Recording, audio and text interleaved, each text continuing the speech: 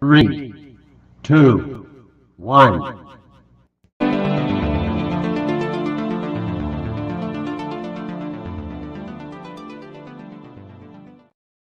Hello and welcome to the Fantasy Football Happy Hour. We have made it to week 11 of the NFL season. This is the Sunday before Thanksgiving week, so plenty to look at. I will be giving you my games of the week, my sit-start suggestions, and looking at my picks against the spread, which haven't been as great the last couple of weeks. But first, let's talk about Thursday Night Football.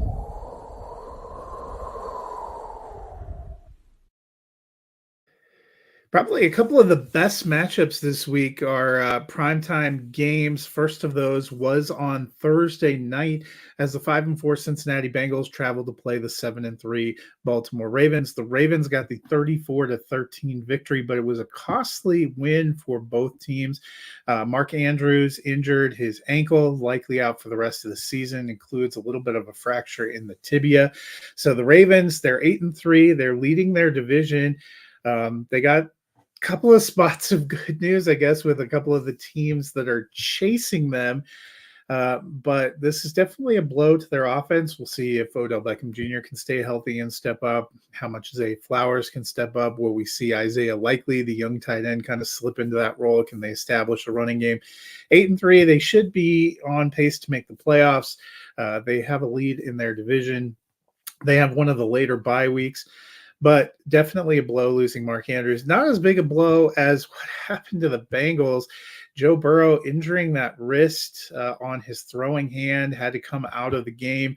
Came out of the game after throwing a touchdown that gave them a 10-7 lead. And you can kind of see by the final score, 34-13, how quickly things turned for the Bengals. Burrow expected to be out for the rest of the season. It has been a rough year for some marquee quarterbacks.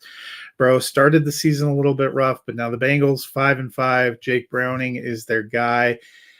I think this pretty well probably puts an end to their playoff run. Just last week, I told you I thought that they were coming around, and they did seem to be picking it up and peaking, and I thought that they would get into the playoffs, but 5-5, tough schedule, and now being without Joe Burrow, this is probably going to be something of a lost season for the Bengals and a loss for me.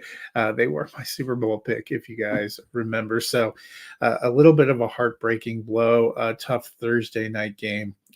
Let's move on to what are some of the other games to look forward to this weekend. First up, I'm going to look in the morning window, and we have the rest of the AFC North. The Cleveland Browns and the Pittsburgh Steelers clash this morning. Both teams are 6-3. They're both chasing the Ravens. The Steelers actually beat the Ravens earlier this year. The Browns now split with the Ravens, and I was feeling pretty good about the Browns. But they are the other team that got some real unfortunate quarterback news this week. Deshaun Watson got injured in last week's game, and though he finished the second half, was 14 of 14, and led the team to a victory, he has a fracture in his shoulder, his throwing shoulder, which is going to require surgery. He is now out for the rest of the year. Dorian Thompson-Robinson goes today, and let's just say I'm not quite as confident. So Baltimore, they may have some of their own questions, but seeing both the Browns and the Bengals lose their franchise quarterbacks for the rest of the season is a little bit rough. So I think, Pittsburgh probably has a better shot in this game. Next up, the afternoon window game. It's a battle of AFC East teams that are kind of on the precipice. New York Jets are 4-5. They're kind of slipping from the playoff picture. If they can't remain in the playoff picture, then it's going to be really hard for them to be good enough for Aaron Rodgers to possibly come back, even though I feel like that's a little bit of a long shot. The Bills, meanwhile, 5-5, having their own struggles. They fired their offensive coordinator this week. So it'll be interesting to see if they can get the offense going again. This is going to be a pretty big game. The Jets won the first matchup on the opening Monday night. It'll be interesting to see if the Bills can turn the table. If the Bills drop this one and drop to 5-6, I think they're another team that could be in danger of sliding out of the playoff picture altogether. Sunday Night Football features two really red hot teams. The Minnesota Vikings, they were 0-3 at one point, I think 1-4 before they started this massive turnaround. Now they're 6-4. They've won 5 straight. Denver was 1-5. Now they're 4-5 the last 2 weeks or last 2 games. They've beaten the Chiefs and the Bills. These two teams meet on Sunday Night Football. Still no Justin Jefferson. He was not activated. So that's a missing weapon for Minnesota. The team is also without Kirk Cousins, but they have won the last 2 with Josh Dobbs. The Broncos starting to round into form. They're getting healthier. They're playing a little bit better on offense.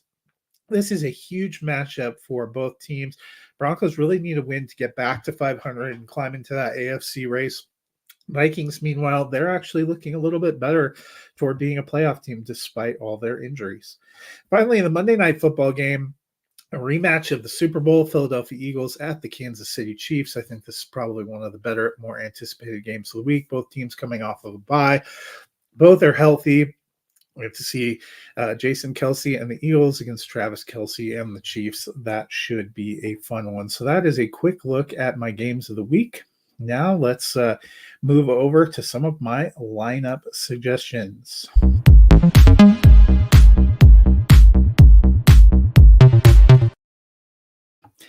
And we're going to kick it off this week with quarterbacks.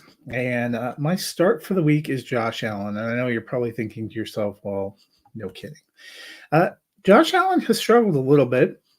They lost their offensive coordinator. They're going against a pretty good Bills defense. But you know what? I think a lot of times when you have these coaching changes, you get a little bit of a spark.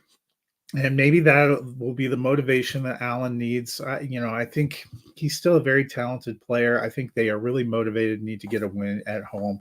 So I'm firing him up with confidence. My sit this week is Kyler Murray of the Arizona Cardinals. He's still working himself back. He had an okay start in week 10, finished his QB 13, but that was largely thanks to managing to get a rushing touchdown. He could get a rushing touchdown again, but we have a lot deeper quarterback lineup as some of the teams that were on a bye last week, quarterbacks like Patrick Mahomes, Jalen Hurts, and Tua Tagovailoa are back. It makes it a little bit deeper. The Cardinals are on the road, and I just don't see Murray getting right back into the top 12 this week. So he is a sit for me. Moving on to the position of running back, my start this week is both Detroit running backs, David Montgomery and Jahmyr Gibbs. They were both in the lineup together last week for the first time in a couple of weeks, and all they did was combine for 193 rushing yards and 3 touchdowns on 26 carries. This week they get the Chicago Bears. I'm firing them both up. I think they're both at least top 24 options. On the flip side, my sit is Kareem Hunt of the Cleveland Browns. He's been getting red zone work, so there's a threat for a touchdown, but he's also been splitting the backfield work and not getting a ton of volume. They're going against a good defense in the Pittsburgh Steelers. They lost Deshaun Watson, so now it's Dorian Thompson-Robinson. I don't think he gets enough volume to crack the top 24. He could be a flex option, but he's not a top 24 pick for me, and that's kind of the standard in this sit start. Next into the position of receiver, and I'm going back to the Bills-Jets game, but on the other side, I'm starting Garrett Wilson. Yes, the Jets offense is a mess. I'm not really bullish on Zach Wilson in general or in particular in week 11, but he has been feeding Garrett Wilson, the Jets star receivers, wide receiver 16 on the season. He only has 2 games with less than 10 points and none less than 8.4 points. So he's got a decently stable floor, and he's been producing. He may not have the upside of some of your other options, but you could do much worse at a wide receiver 2 position. Sit for me is Marquise Brown of the Arizona Cardinals. Probably makes sense given that I'm not super bullish on Kyler Murray yet. Brown is the Cardinals' best option at receiver, but he's not having a great year. It's not a particularly robust passing offense. He's wide receiver 27, but that's thanks in part to the Cardinals not having had a bye week yet. So he has an extra game of points against a lot of the people that he's competing with. In those 10 games, 5 of them have been below 10 points. That's about half.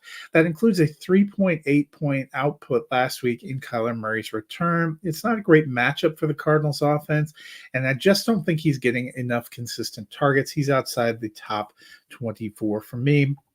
That brings us to the tight end position to round things out. My start is Jake Ferguson of the Dallas Cowboys. There hasn't been a lot of consistency among Dallas receivers not named CeeDee Lamb, but Jake Ferguson at tight end has really been holding it down as kind of the number 2 passing option in that offense. He's tight end 9 on the season. He's averaging 10.6 points per game. And this week he gets to go against the Carolina Panthers. I'm firing up Jake Ferguson. I like the options there.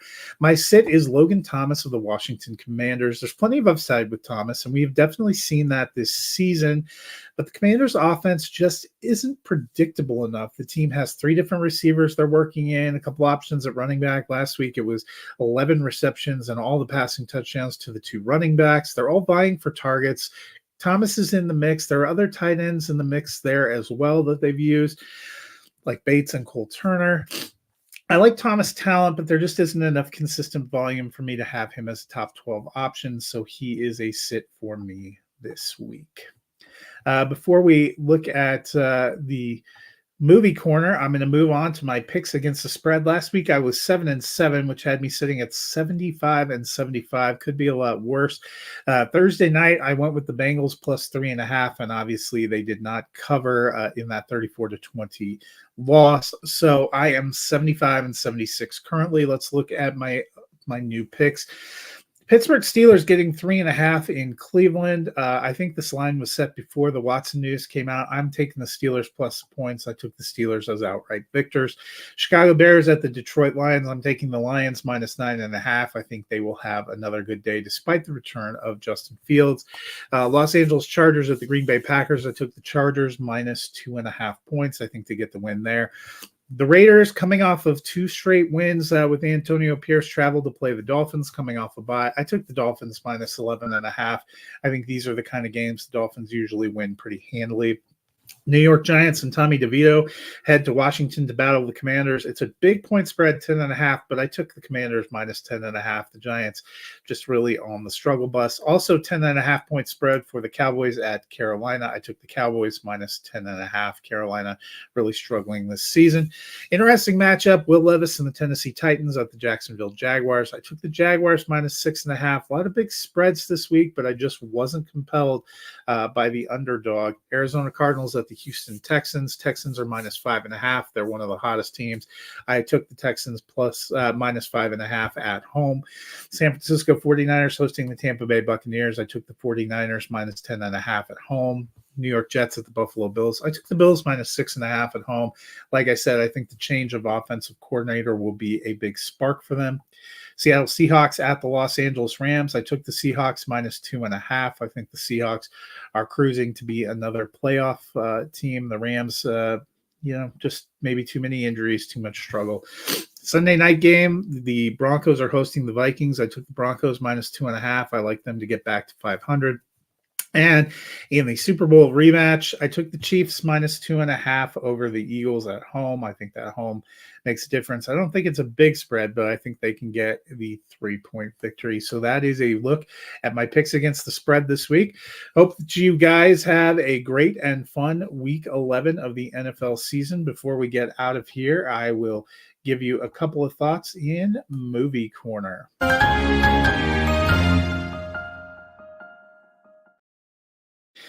The big release for Friday was the Hunger Games prequel, The Hunger Games, The Ballad of Songbirds and Snakes. This takes us back to Hunger Games 10, back in the past, and we look at kind of the origin story for Snow, who became the president, as we saw in the original Hunger Games franchise. I wasn't sure how I felt about the idea of going back for this one, but I actually liked the movie more than I was expecting. Eric and I will be diving in depth into the movie tonight and talking about the rest of the Hunger Games franchise during this week at the movies that will take place at 7 Eastern, so be sure to check in for that.